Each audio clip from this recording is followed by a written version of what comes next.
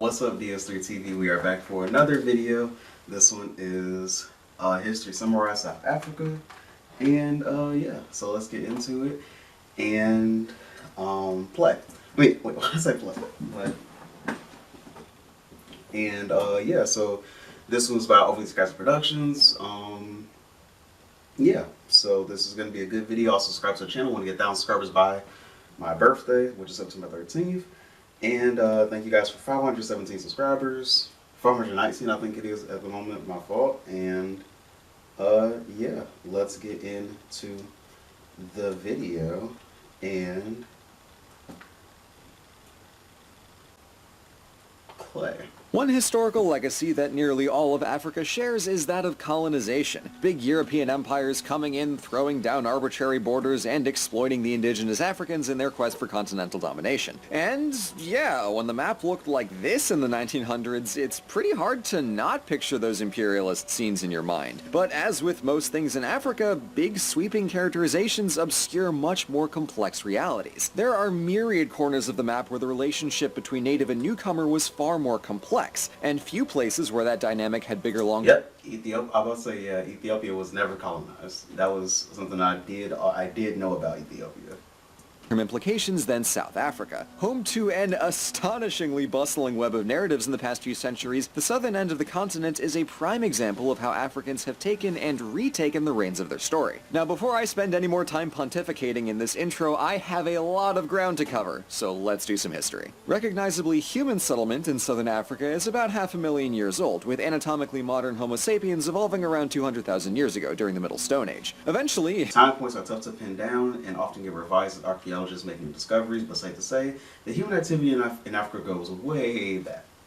And we're talking about human evolution here, so that is a long eventually, there was some new technology in town. As the 1st or 2nd century BC saw the arrival of agriculture into southern Africa, and the early centuries AD brought ironworking. In the southwest, semi-nomadic pastoralists domesticated livestock and cultivated small plants, while the east saw larger and more permanent settlement after the arrival of the Bantu peoples from Central Africa. These groups brought with them the handy knowledge of how to make and use iron, which made farming significantly easier and helped their urban settlements sustain hundreds of people. By the medieval period, it was several thousands, as the Mapungubwe kingdom in the Limpopo Valley became a huge commercial hub in the 11 and 1200s with strong links to trading centers on the Indian Ocean coast. Mapungubwe and the Limpopo Valley later came under the umbrella of Great Zimbabwe, but that is a tale for another time. So by the middle of the 2nd millennium, southern Africa was rocking a variety of different ethnic and linguistic groups. But that diversity was of slim concern to the Europeans who would make their way into Africa over the next few centuries. In 1487, Portuguese sailors crossed southern Africa to pass into the Indian Ocean, and for the next century and a half, they simply treated the south coast as a rest stop. Not so after 1652, when the Dutch officially founded Cape Colony and set about a much bigger operation. From their port in Table Bay, they traded European and Asian goods with the local Khoi people to get provisions for passing sailors. The port was built primarily for use by the Dutch East India Company, but was also open to foreign ships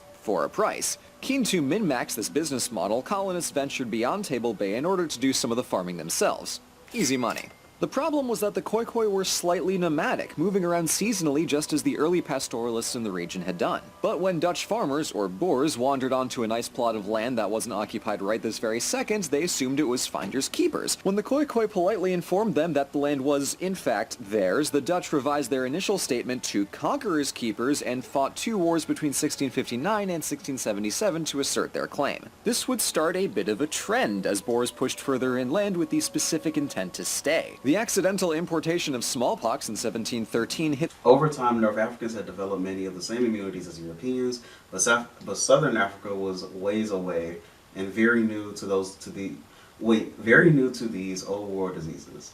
In 1713, sailors from East India Company were quarantining in port to avoid bringing an outbreak of smallpox ashore, but a contaminated load of laundry was enough to start a brutal epidemic.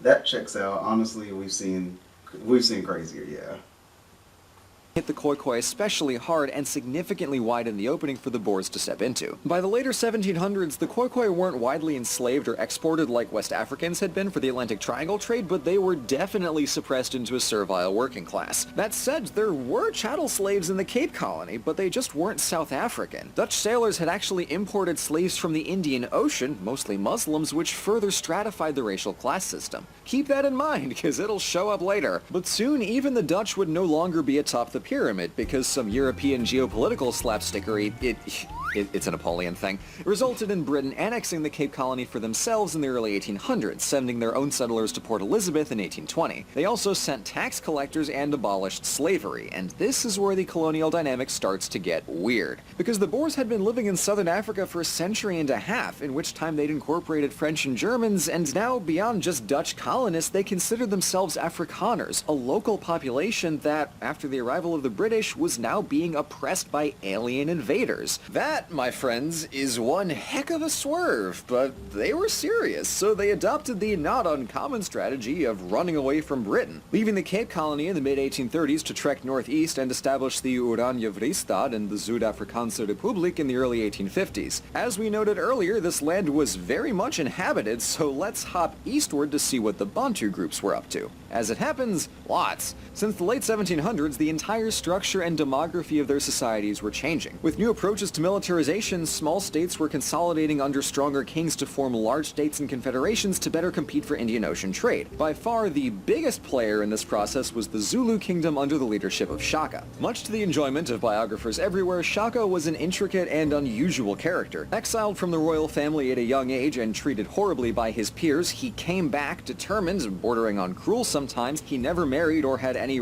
Shaka's parents were not close, and Shaka spent his childhood in exile before his grand return. Much is often made of how his childhood influences adulthood, but it's counterproductive to mythologize him. The man is plenty interesting already. Recognized children, and his most trusted advisor was his mother. Good son. At a young age, Shaka proved himself as a warrior for the neighboring Mthethwa Confederation, and with their support, he became leader of the Zulu after his father's death in 1816. And when the Mthethwa king died 2 years later, Shaka became the dominant player in that confederation. From there, it was go time, and the Zulu expanded rapidly, fighting hard but working to incorporate conquered kingdoms into the new Zulu state. Still, many were not fans, and migrated away from the conflict, which led to huge demographic redistribution, with some displaced groups like the Lozi and Ngoni going almost 1,000 miles north. But Shaka wouldn't live to see the longer-term success of his kingdom, as he was assassinated in 1828 by one of his half-brothers. Still, the Zulu kingdom stayed strong and ran up against the Afrikaner Voortrekkers in the mid-1850s. And this is where our two plot lines converge, and the resulting frontier zone between Afrikaner and British and Zulu and other Bantu groups is, complex.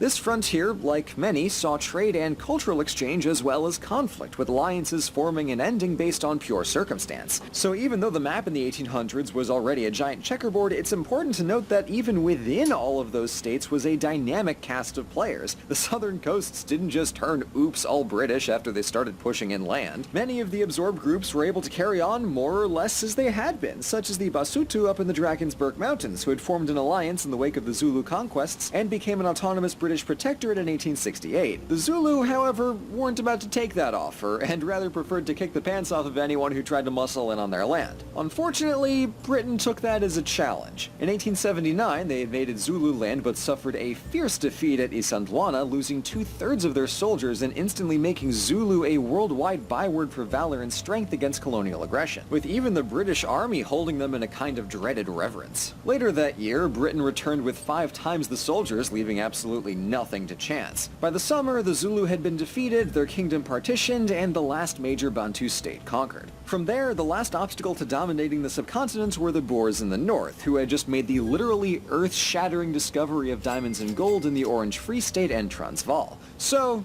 naturally, Britain did the shitty shoot grabby grab. first failing in 1881 and then succeeding in 1902 with the help of 500,000 soldiers from across the empire. In 1910, the disparate British colonies were reorganized into the Union of South Africa, and it wasted precisely 0 time restructuring the mines for peak efficiency. What began as a simple resource rush now developed into a highly organized and ultimately nation-defining industry, with no piece of South Africa untouched by the consequences of mining. The almost inconceivable power of these mining enterprises was largely a product of control over the outbound supply of diamonds so that the prices would stay high, and over the wages, workspace, and even living conditions of the miners who dug and refined it all. This was especially hard on black South Africans from outside the posh city centers, who left their rural families to do dangerous, labor-intensive gold mining work for extremely low pay because even that was still the best option. And it was probably harder on the women, who had to take care of the entire family and do the farming. In the early 1900s, South Africa was definitely not being subtle about the unequal distribution of lands, the rampant wage discrimination, or the white monopoly on political power. This wasn't slavery, but it was a very robust system of discrimination, which history has come to know as apartheid. This overtly white supremacist ideology became official policy after the Afrikaner Nationalist Party won the elections of 1948, but the economic, social, and political mechanisms that enabled apartheid were already hard at...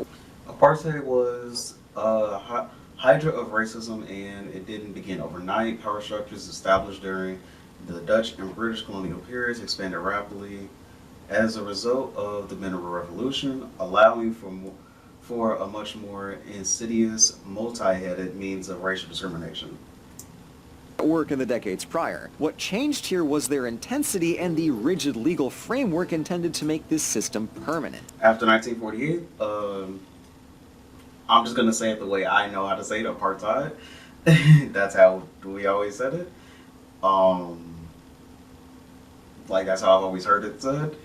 Became the rule, and government policy reinforced the mechanisms of discrimination developed earlier by the mining industry. So, as with the mines, now all aspects of black life were heavily controlled: working, living, movement rights, all of it. This policy was policy. There was no breaking it. Okay.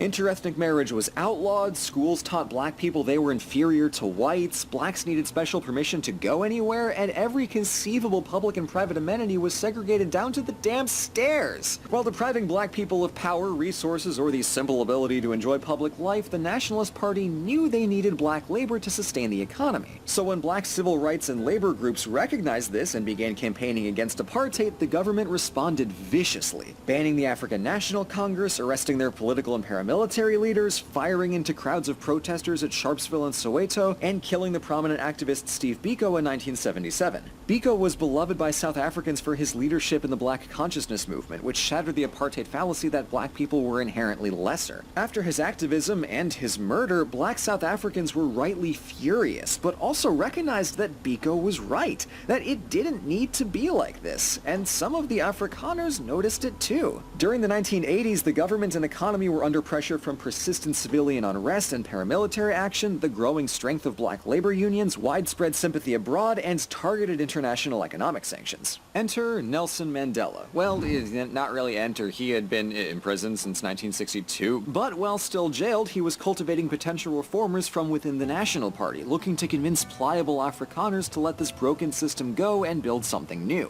In 1990, F.W. de Klerk became president, and he and Mandela negotiated on a series of reforms, such as legalizing all political parties, freeing political prisoners, and holding South Africa's first multiracial election, which in 1994 a newly liberated Mandela won by a landslide. He finished de Klerk's process of dismantling apartheid and set South Africa on a course to becoming a proudly multiracial democracy. Almost 3 decades later, there's still plenty of work to be done, but with institutional racism no longer official policy, it's now possible to do that work. Like most places on the African subcontinent, South Africa has been through an absolute ringer of a history in the past few centuries. Between migration, commerce, disease, colonization, convergence, exploitation, oppression, resistance, and liberation. And all of the ethnic and cultural groups that call South Africa home were playing an integral part. And it's already my great regret that I wasn't able to discuss them all in this video. But this grand diversity is a real treasure that rewards every little bit of inquiry with a new perspective on this story. And it's the reason that South Africa is so deserving of its epithet, the Rainbow Nation. Thank you so much for watching. As I hope I've shown, this history is fascinating in its own right, but as an American, the story was especially intriguing because of how many direct points of comparison and of contrast there are between the American and South African narratives. But that's part of the joy of Black History Month. Learning anything in one area can illuminate other aspects of the global Black experience. And to help this video serve as a springboard for you to discover more about Black history, I've linked some cool resources down in the description below. Okay. So that's good, and yeah, so that's the end of the video, and talk to you guys in the next video. Also subscribe to the channel. I want to get down subscribers by Valentine's Day, by my birthday, and also yeah, this has been a great video to see, yeah, like the similarities and like some of the similarities and different things like that of discrimination that happened in America and in South Africa. So yeah, talk to you guys in the next video. Subscribe to the channel, and peace.